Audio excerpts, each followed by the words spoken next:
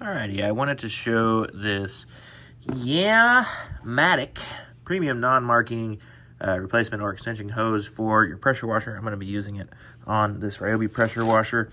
I'm going to check out and see if these connectors work. This thing supposedly comes with the entire kit to make your whole thing quick release. So let me open this box and show you guys what's included. Alright, so coming out of the box here, we've got exactly what it shows. So we've got a couple of quick release connectors, and then we've got 50 feet of hose. The hose feels definitely more rubbery than my hose that came with the Ryobi, but doesn't feel super rubbery, but it is water hose, so it doesn't ever feel super nice.